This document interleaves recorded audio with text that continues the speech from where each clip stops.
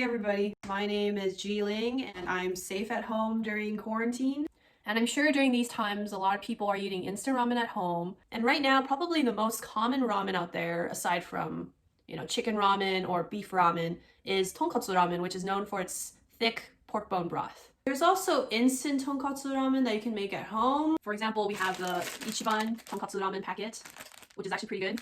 And then we have the, tonkatsu ramen from like Costco that you can buy, which is not that great. But I'm going to show you how to make a quick and easy tonkatsu broth that tastes and looks about the same as the original broth. To balance it out, I'm going to show you guys how I make my noodles from scratch. And I can tell you that homemade noodles are 10 times better than any instant noodles or dried noodles that you can buy in the supermarket. So the only main tools that you really need in this tutorial are a pasta noodle making machine, 2 pots, one for boiling the broth and one for cooking the noodles, and then a blender. So without further ado, let's make tonkatsu ramen! We will start out with making the dough for the noodles. Here I'm putting 1/2 cup of flour and then 2 eggs for a 3-person meal. I'm not going by exact measurements for this. All I can say is 1 cup of flour and 1 egg is good for 2 people. Add about 1/2 teaspoon of salt. Then mix this all together in your bowl. And then you need to add a bit of water to the mix. I added about 1/4 cup. You want your dough to be a bit hard, but squishy when you poke it. And then knead the dough until you get an even and smooth texture. Make sure your dough isn't too sticky. If it is, add some more flour to the mix. Form your dough into a ball and then put it into a bowl and cover it. Now wait for it to wake for about an hour. The ingredients for the broth are pretty simple. About a teaspoon of sesame seeds. Crush them if you can for more smell and taste. Pour this into your blender. About a teaspoon of hong dashi powder. Some sesame oil. About 2 tablespoons of miso. Some pepper.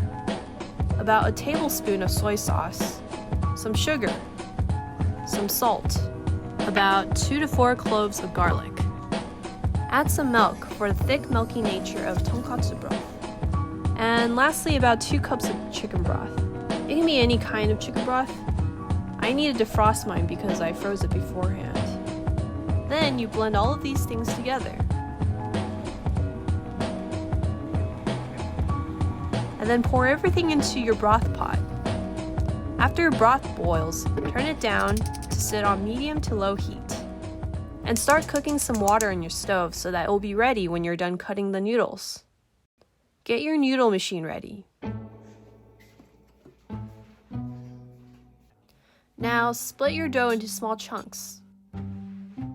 One by one, start forming and pounding your dough into flattish rectangles. On the machine, set your dough flattening level to the widest one, and then run your dough through it. After doing this, fold your dough several times and then run it through the machine a couple more times. This will give your noodles more layers and make it more chewy. After all your pieces are long and flat, you can set your machine flattening level to something thinner. Something to keep in mind, between each time you fold your dough, apply some flour to the dough so that they don't stick together. Run each of your pieces through until it's longer and thinner. Once you're done flattening your dough, the next and final step is to run them through the cutter. After your noodles are cut on the other side, run some flour through them so that they don't stick together.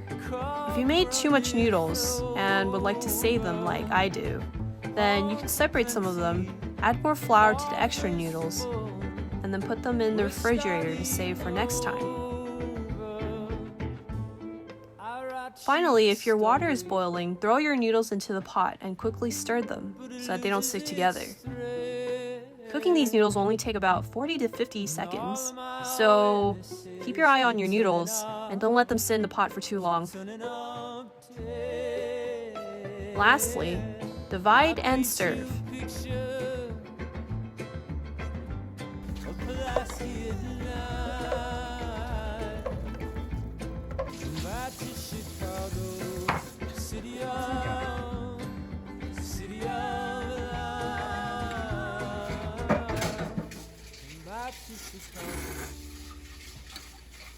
Good? You good? How about soup?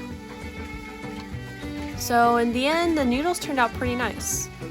I didn't prepare to add any other stuff because I was lazy, but you can add some green onions or bamboo shoots or pork belly or nori. It's all up to you. Add some extra noodles the next day and they were pretty good too.